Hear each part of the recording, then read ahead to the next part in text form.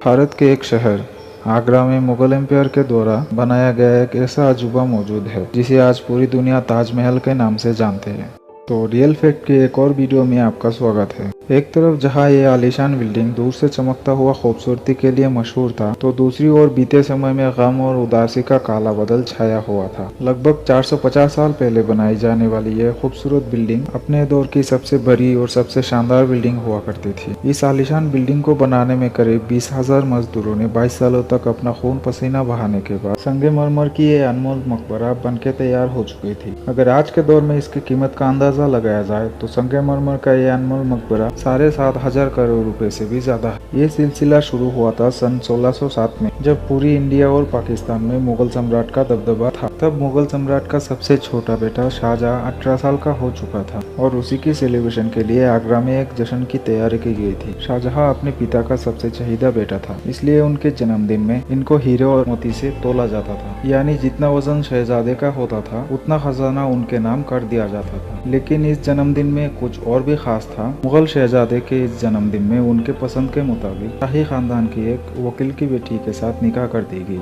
इनको मुमताज महल के नाम से जाना जाता है। पहली मुलाकात में ही शाहजहां और मुमताज एक दूसरे से बेइंतहा मोहब्बत कर बैठे और उस वक्त एक किसी को भी मालूम नहीं था कि इस मोहब्बत का बोलबाला हमेशा के लिए रहने वाला है। अगले 10 सालों तक शहजादे ने कई युद्ध में जीत हासिल की। इस वजह से शहनशाह खुश होकर उनको दुनिया का बादशाह का लकब से नवाजा। शाहजहां की 6 बीवियां थी जो सब आगरा फोर्ट में रहती थी। शाहजहां उन 6 बीवियों में से सबसे ज्यादा मोहब्बत मुमताज से करती थी। वक्त तेजी से गुजरता जा रहा था और सन 1621 में मुगल सम्राट अचानक से चल बसे। पिता के गुजरने के 7 साल बाद यानी 1628 में शाहजहां अपने पिता की गद्दी संभाली। ये वो वक्त था जब शाहजहां अपने पूरे जोर शोर से युद्ध में जीत हासिल कर रहे थे, लेकिन किसी को भी ये नहीं पता था कि ये खुशियां जल्द ही मातम में बदलने वाली है। गद्दी संभाले अभी 1 साल भी नहीं गुजरा, तभी एक बार फिर से मुगल सम्राट को दुश्मन से सामना करना पड़ा। अगले 2 साल तक ये जंग चलता रहा और इस जंग में भी शाहजहां को पूरी जीत हासिल हुई। लेकिन अभी कामयाबी का जश्न मनाते तो तभी एक दुख भरी खबर ने उन पे गम का साया मंडराने लगा। मुमताज महल, जो कि शाहजहां की 14वीं संतान को जन्म दे रही थी, उनकी हालत अचानक से बिगड़ गई और 17 जून 1631 को मुमताज चल बसी। देखते ही देखते पूरी मुगल सुल्तनत की जश्न मातम में बदल गई। ये खबर जो शाहजहां पे आग बन के बरसने लगी थी, उसने तो जैसे इनकी दुनिया ही खत्म कर। शाहजहां की सबसे चहीदा और पहला प्यार मुमताज इस दुनिया से अलविदा कह चुके। इस खबर से शाहजहां इस कदर टूट गए कि अगले 8 दिनों तक उन्होंने कुछ भी नहीं खाया। अगले 2 सालों तक ना कोई गाना सुना, ना ही कोई परफ्यूम लगाया। मुमताज महल मरने से पहले एक आखिरी ख्वाहिश रखी थी। वो चाहती थी उनकी कब्र दुनिया की सबसे ज्यादा खूबसूरत मकबरे में। इस आखिरी ख्वाहिश को पूरा करने के लिए शाहजहां ने अपनी सारी दौलत और पूरी जिंदगी व्यक्त करने में ठान ली। मुमताज के गुजरने के 6 महीने बाद यानी 1632 में ही ताजमहल बनाने की तैयारी हो चुकी थी। शाहजहां के कहने से करीब 20,000 से भी ज्यादा मजदूर को आगरा बुलाया गया। ताज की कब्र यमुना नदी के किनारे थी, इस कारण इसे बनाने में बहुत ही मुश्किल भरा सफर था। नदी के किनारे जमीन काफी नरम होती और अगर इसमें खुदाई का काम किया जाए तो पानी का बहाव ताजमहल की फाउंडेशन को नुकसान पहुंचा सकता है। इससे निपटने के लिए मुगल इंजीनियर्स ने जमीन में बहुत सारी कुएं खुदवाई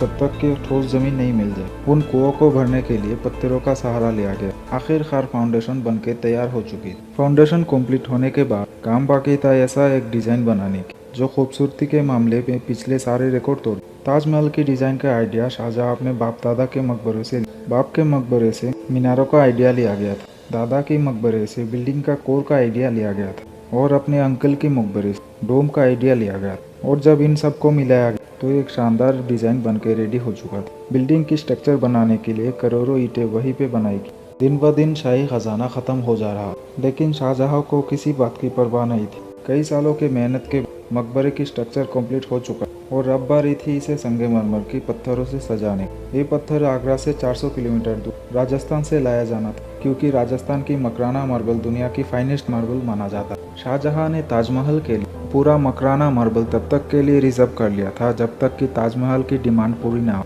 1000 टन के वजनी ये मार्बल करीब 1500 से भी ज्यादा हाथियों की मदद से राजस्थान से मार्बल लाया। ताजमहल की फिनिशिंग के लिए पिएट्रा डोरा से डेकोरेट किया जाना था।